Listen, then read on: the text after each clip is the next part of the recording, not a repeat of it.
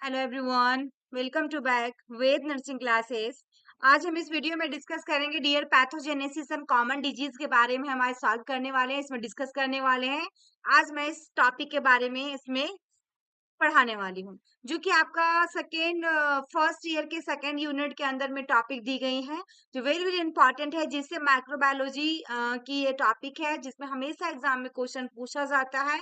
जब भी आपका रिटर्न फॉर्म में एग्जाम हो या फिर एमसीक्यूज बेस्ड क्वेश्चन भी इन टॉपिक से आते ही आते हैं। ठीक है, तो आइए हम स्टार्ट करते हैं। इसकी डेफिनेशन क्या है, आगे धीरे धीरे बात करते जाएंगे। इसमें क्या क्या पॉइंट है, डिजीज कौन कौन से हैं, एंड इसमें पैथोजेनेसिस क्या होता है, इसके बारे में हम आज डिस्कस करने वाले हैं। सबसे पहला जो आपका इस टॉपिक के अंदर में दिया हुआ यहाँ पे डेफिनेशन, यानी कि डेफिनेशन इसकी क्या होने वाली है। तो इसमें पैथोजेनेसिस है ना, पैथोजेनेसिस यानी कि इसमें पैथ का मीन्स क्या, डिजीज लिखा हुआ है, बीमारी होगा कोई। द स्टेप ऑफ मैकेनिज्म, जो यहाँ पे step of mechanism involve in the development of a disease, यानी कि जो भी हमारा बीमारियां जो विकसित होगी उसमें जो इन्वॉल्व हो रहा है ना, ये आपका पैथोजेनेसिस के अंदर में है। नेक्स्ट हमारा इन्फेक्शंस, इन्फेक्शंस के अंदर में क्या होगा, किसी प्रेजेंस जो प्रेजेंट रहेगा एंड क्लोनाइजेशन ऑफ या पैथोजन इन किसमें, हमारा ह्यूमन बॉडी में। जो ह्यूमन बॉडी में कोई भी वैसा प्रेजेंट होगा पैथोजन, इसको हम क्या, इन्फेक्शंस कहेंगे। नेक्स्ट हमारा इन्फेक्टियस डिजीज का मतलब क्या है डियर, क्या disease caused by a pathogen. जो हमारा डिजीज हो रहा है, कारण किसका है, पैथोजन के कारण हो रहा है। किसके कारण हो रहा है, पैथोजन के कारण हो रहा है। तो that is solve dear, very important, जो कि पैथोजेनेसिस यानी कि स्टेप ऑफ मैकेनिज्म। धीरे धीरे धीरे पहले होता है ना, थोड़ा दिन आपको साइन सिम्टम्स आएंगे, या फिर इंक्यूबेशन पीरियड इसकी क्या है।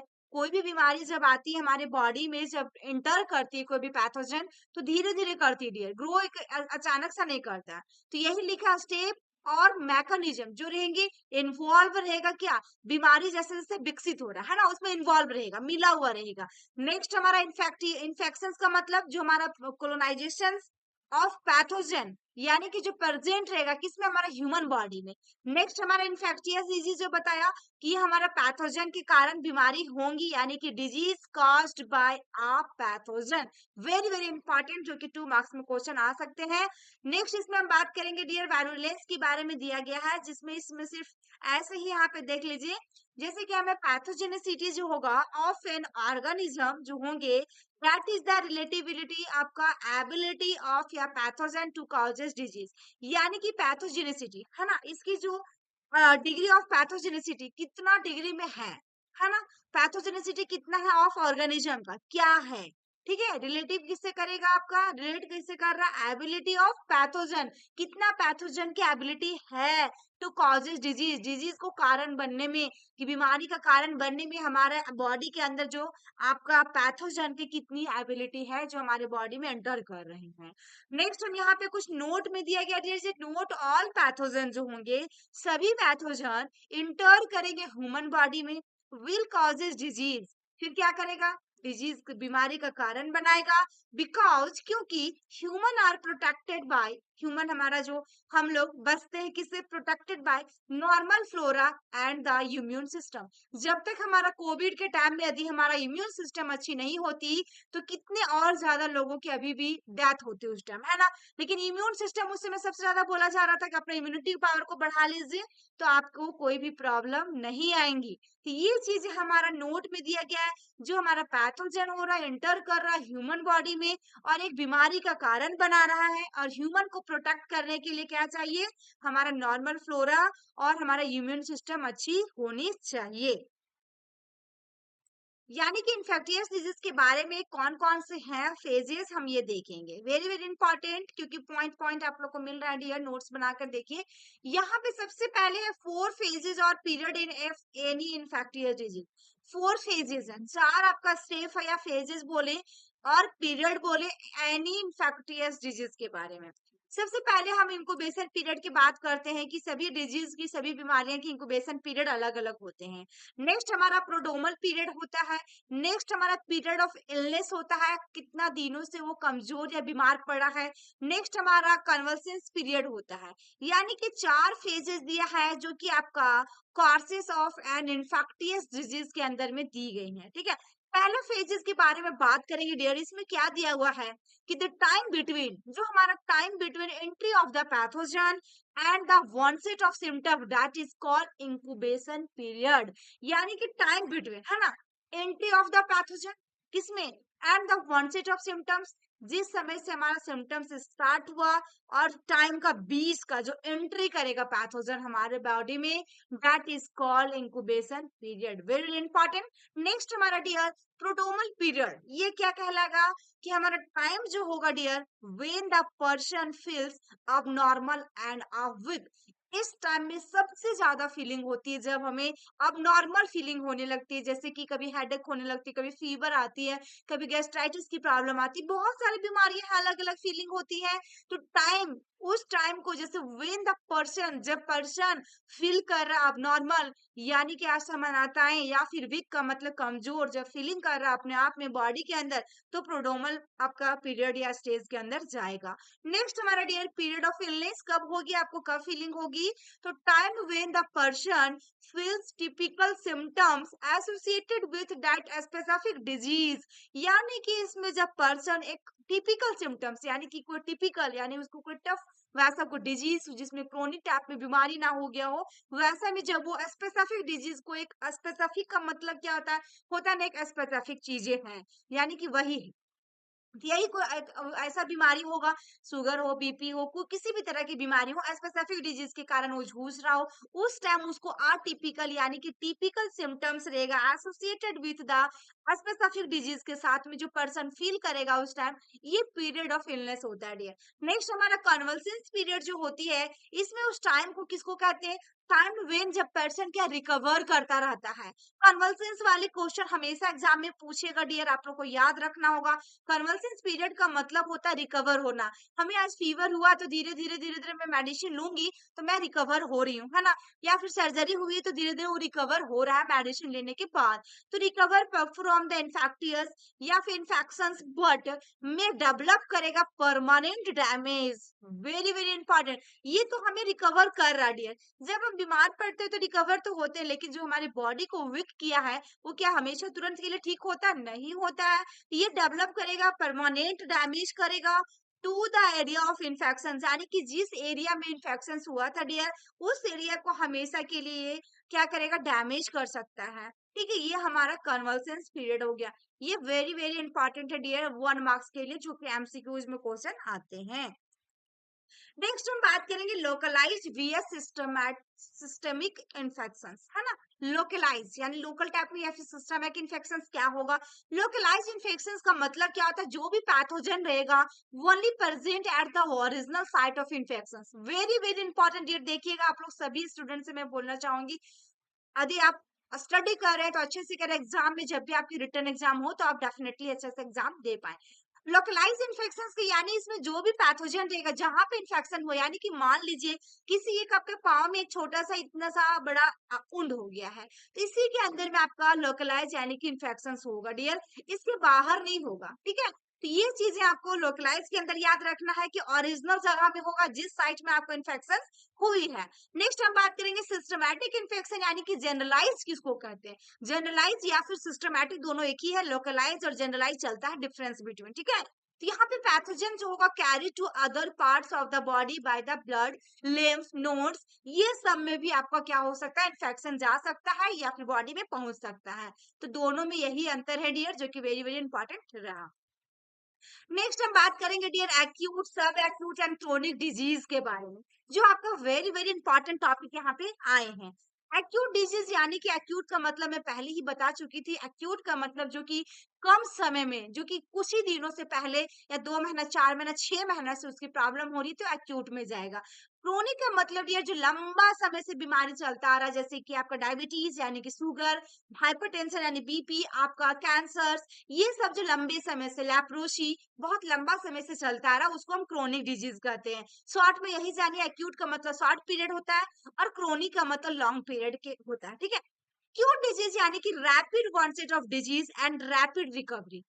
वेरी वेरी इंपॉर्टेंट, 1 लाइन में सॉल्व कर दिया। रैपिड का मतलब फास्ट होता है, जो तुरंत बीमारी आया और तुरंत रिकवर भी कर दिया, that is called influenza measles example दिया है dear, very very important. Next हमारा क्रोनिक डिजीज का मतलब है ये आपका क्या करेगा, slow onset of disease and last long time तक।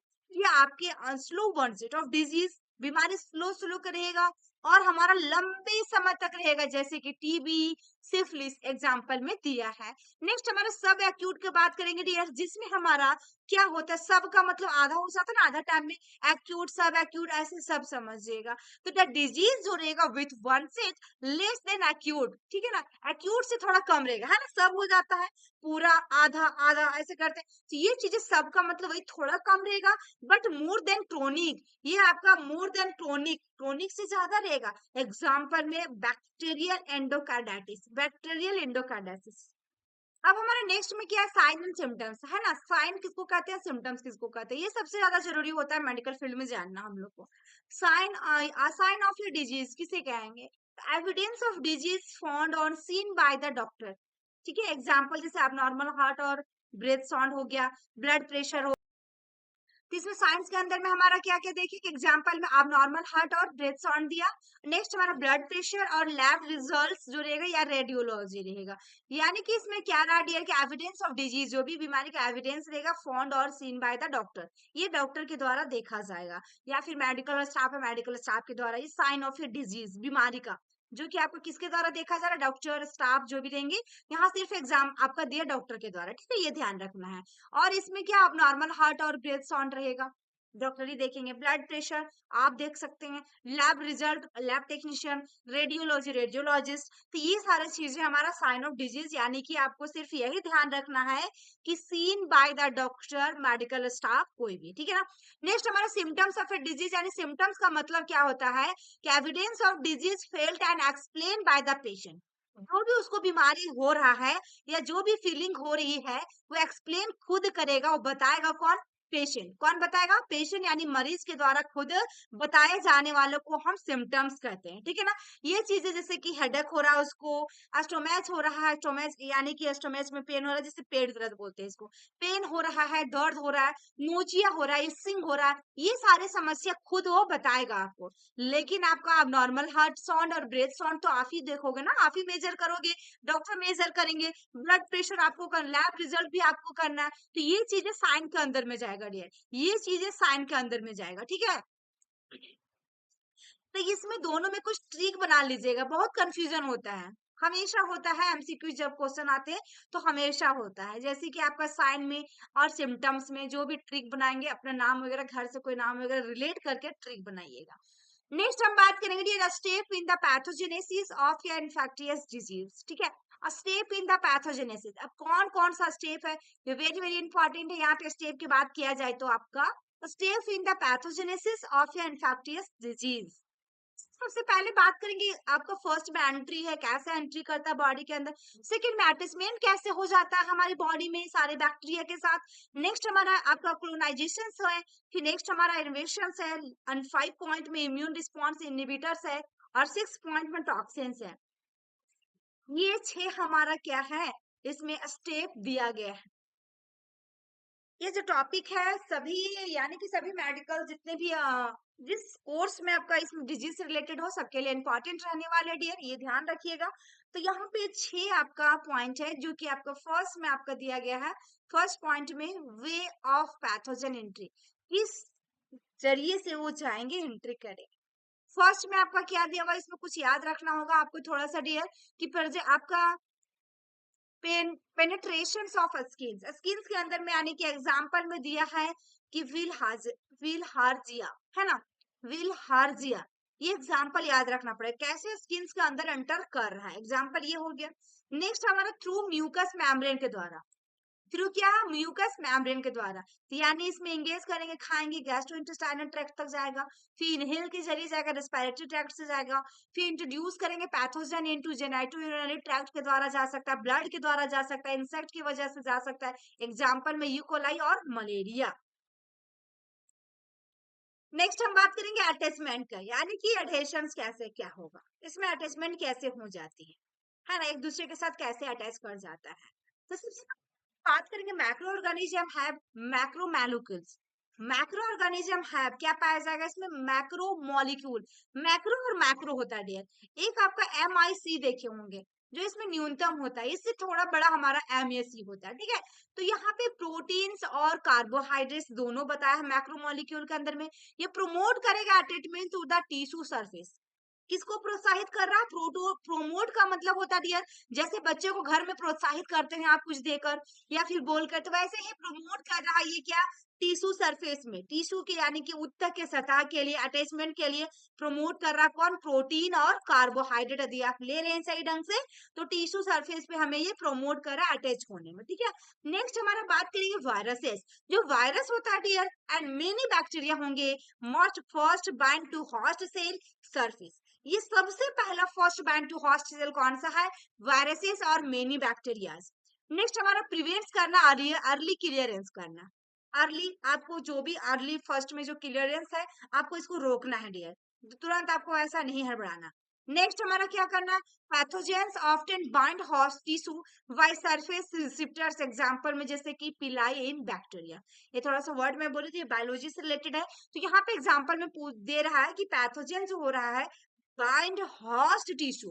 बाइंड मतलब बांधना टाइप में होता है, होस्ट टिश्यू को क्या किया? सरफेस रिसेप्टर्स में। एग्जांपल जैसे कि पिलाई इन बैक्टीरिया को किसको किया?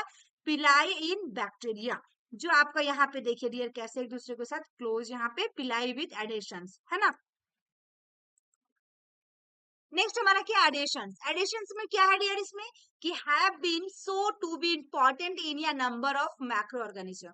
एडिशंस में क्या पाया जा रहा है? देखा जा रहा है इंपॉर्टेंट इन या नंबर ऑफ मैक्रो ऑर्गेनिज्म, यानी कि कितने मैक्रो ऑर्गेनिज्म की इसमें नंबर है, ये इसमें इंपॉर्टेंट दी जाती है। नेक्स्ट हमारा स्ट्रेप्टोकोकस आपका म्यूटेरेंस का देखिए, जो कि तीत के बारे में यहाँ पे एग्जाम्पल दिया है। A member of normal oral flora जो रहेगा एंड प्रोड्यूस या पोलीसेकेराइड्स। कार्बोहाइड्रेट के अंदर में टाइप और ईयर पॉलीसेकेराइड्स, ठीक है। इसमें dextran that enhances it attachment to teeth. किससे अटैच कर रहा? हमारा दांतों के साथ कर रहा डियर। मेंबर ऑफ या नॉर्मल ओरल फ्लोरा प्रोड्यूस करेगा पॉलीसेकेराइड्स, डेक्स्ट्रान करेगा जो हमारा बॉडी के लिए अटैचमेंट होगा किसके साथ में? दांतों के साथ में। नेक्स्ट हमारा पैथोजेनिक और स्ट्रेन ऑफ आपका इस एरिया कोलाई, जो हमने जस्ट ई कोलाई पढ़ते हैं हम लोग शॉर्ट फॉर्म में, ई कोलाई जिसको इजेरिया बोलते हैं, ठीक है। इसकी शॉर्ट फुल फॉर्म ये देखिए, तो यहाँ पे have pili that aid in attachment to epithelial cell से है। ये आपका क्या है? हैव पिलाई। पिलाई में पाया जाएगा, हैव के मतलब आना होता ना, आई हैव या पेन मेरे पास है, तो इसमें क्या है? That aid in attachment. इसमें किसको कर रहा है? एपिथेलियल सेल को कर रहा है dear, of the gastrointestinal tract का और यूरिनरी ट्रैक्ट का भी कर रहा है, क्योंकि यूकोलाई इसमें है रिलेट कर रहा है यूरिनरी से और गैस्ट्रो से, ये हम स्टार्टिंग से ही पढ़ते आ रहे हैं। तो ये अटैच किसको करेगा? गैस्ट्रो और यूरिनरी ट्रैक्ट को करेगा। तो यहाँ पे देखिए नेक्स्ट हमारा थर्ड पॉइंट में क्या है? कोलोनाइजेशन। कोलोनाइजेशन से यानी कैसे इसको हम करेंगे देखिएगा, सम वायरुलेंट बैक्टीरिया जो होगा प्रोड्यूस करेगा स्पेशल प्रोटीन दैट अलाउ करेगा them to colonize parts of the host body को, ठीक है। यानी कि सम वायरुलेंट जो इसमें कुछ बैक्टीरिया जो होंगे प्रोड्यूस क्या करे? उत्पादन क्या कर रहा? स्पेशल प्रोटीन को उत्पादन किया जा रहा, प्रोड्यूस किया जा रहा, देखिए। और डेट अलाउ किसको कर रहा है? कोलोनाइज को अलाउ कर रहा है, बसा रहा है, वहां पे रख रहा है पार्ट्स ऑफ द किसके लिए? होस्ट बॉडी के लिए, पार्ट्स ऑफ द बॉडी यानी कि होस्ट बॉडी के लिए, ठीक है। नेक्स्ट हमारा क्या है डियर? पैथोजन जो स्टार्ट हो रहा है मल्टीप्लीकेशन एंड मेंटेनेंस के लिए। पैथोजन जो स्टार्ट किया जा रहा है मल्टीप्लीकेशन एंड मेंटेनेंस, दोनों याद रखिएगा। पैथोजन जो हो रहा है आपका कंप्लीट, यहाँ पे कंप्लीट जो दिया complete with normal flora for resist आपका रेजिडेंस, ठीक है। फॉर रेजिडेंस यानी कि पैथोजन कंप्लीट विथ किसके साथ में? नॉर्मल फ्लोरा के साथ। फॉर किसके लिए? रेजिडेंस के लिए। नेक्स्ट हमारा पैथोजन जो हो रहा है विल रेजिस्ट करेगा, बॉडी रिएक्शंस होगा, एग्जांपल जैसे बाइल, एस्टोमैच एसिड, स्किन आपका सिक्रेशन, आईजीए जिसमें म्यूकोशल एंटीबॉडीज, यानी कि pathogen will resist body. Resistant जो हो गया, रेजिस्टेंस के बारे में काफी बार हम लोग पढ़ चुके हैं, जिसमें बॉडी में रिएक्शंस कर जाती हैं, जैसे कि बाइल प्रॉब्लम आएगा, इसमें स्टोमच से रिलेटेड प्रॉब्लम आएगा, गैस वगैरह, एंड स्किन से सिक्रेशंस होने लगेंगी, आईजीए आपका एंटीबॉडी जिसमें होने लगेगा। नेक्स्ट हमारे एग्जांपल में इसमें दिया गया कोलोनाइजेशन के अंदर में डियर कि हेलिकोबैक्टर पाइलोरी, एच इसमें रहता है, फुल फॉर्म दिया हुआ Helicobacter pylori is able to survive, किस में रहेगा? एसिडिक इन्वायरमेंट में रहेगा, किस में रहेगा? एसिडिक इन्वायरमेंट में रहेगा। अम्लीय और क्षारीय दोनों पढ़े होंगे, अम्लीय अच्छा रही है। तो इसमें ऑफ या human stomach by producing the enzyme urease, very very important. यहाँ पे दिया कि Helicobacter pylori able to survive, किसमें सरवाइव कर रहा है, जीवित रह रहा है, हमारा एसिडिक एनवायरनमेंट के अंदर में। और हमारा ऑफ या ह्यूमन एस्टोमेज का बाय द प्रोड्यूस कर रहा है एंजाइम, एंजाइम को प्रोड्यूस किया जा रहा है, एंजाइम यूरियाज को, ये उत्पादन भी कर रहा है, लेकिन ये सरवाइव जो कर रहा है हेलिकोबैक्टर पाइलोरी किसमें कर रहा है, एसिडिक एनवायरनमेंट में कर रहा है। ठीक है, यहाँ in the acidic environment of the human stomach में। तो ये हमारा क्लोनाइजेशन हुआ डियर, जो कि वेरी वेरी इंपॉर्टेंट रहा। नेक्स्ट हम बात करेंगे आपको इन्वेशन के अंदर में। इन्वेशन में क्या होता है, सबसे पहले इसमें जो बैक्टीरिया होंगे, कुछ बैक्टीरिया क्या प्रोड्यूस करेंगे, प्रोटीन डाइट आइदर, जैसे कि इसके साथ में और क्या चाहिए, disturb host cell members membranes और स्टिमुलेट आपका एंडोसाइटोसिस इनटू होस्ट सेल। अब इसमें कुछ वैसा नहीं सोचना देर, इसमें देखिए शॉर्ट में है डिस्टर्ब होस्ट सेल मेम्ब्रेन्स, हमारा जो हम सेल्स हमारा जो रहेगा सेल, वो क्या डिस्टर्ब होगा सेल मेम्ब्रेन, और स्टिमुलेट करेगा किसको, एंडोसाइटोसिस इनटू किसमें, हॉट सेल में।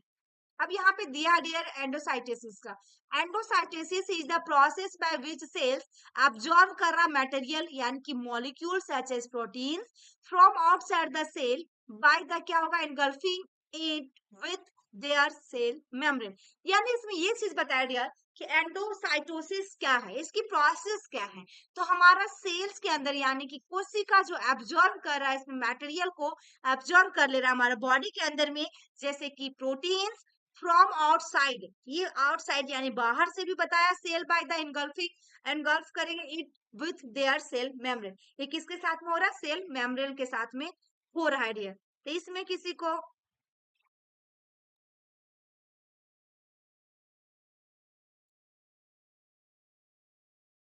नेक्स्ट हमारा है डियर क्या है आपका, इम्यून रिस्पॉन्स इनिबिटर्स, यानी इम्यून रिस्पॉन्स इनिबिटर्स, इसमें भी जो इम्यून से रिलेटेड बात करेगा, इम्यूनिटी लेवल से रिस्पॉन्स क्या हमारा पर करेगा। तो many bacteria produce virulence factor that inhibit the host immune system defence. And next में हमारा क्या है कि द आपका polysaccharide capsule of streptococcus, streptococcus pneumoniae inhibit कर रहा है क्या, फाइगोट आपका फागोसाइटोसिस है ना, phagocytosis of the bacterium by host immune cell. यहाँ पे ये चीजें इम्यून से रिलेटेड बता रहा डियर आपका रिस्पॉन्स इनिबिटर में, कि मेनी बैक्टीरिया क्या कर रहे हैं इसमें आपका प्रोड्यूस क्या कर रहे हैं, फैक्टर्स को, रिस्क फैक्टर्स जो बोलते हैं ना, इनिबिट किसको, उसको रोकना है किसको, होस्ट इम्यून डिफेंस को। ठीक है, देखिए इसमें ये चीजें बताया गया कि मेनी बैक्टीरिया है ना डियर, इसमें यानी कि कई बैक्टीरिया जो होंगे, क्या वायरुलेंस फैक्टर जो inhibit the host immune system defence, यानी कि विषाणु कारक उत्पन्न करते हैं, जो आपका क्या होता है, मेजबान की प्रतीक्षा प्रणाली की सुरक्षा को बाधित करते हैं। प्रतीक्षा प्रणाली यानी इम्यून सिस्टम को क्या करे, डिफेंस करे, डिक्रीज करे, बाधित करे, ये चीजें दिया गया। नेक्स्ट हमारा पॉलीसेक्राइड जो दिया गया है, इसमें स्ट्रेप्टोकोकस जो आपका है निमोनिया का पॉलीसैकेराइड कैप्सूल आपका मेजबान प्रतीक्षा कोशिकाओं द्वारा जीवाणु के फाइगोसाइटोसिस को रोकता है।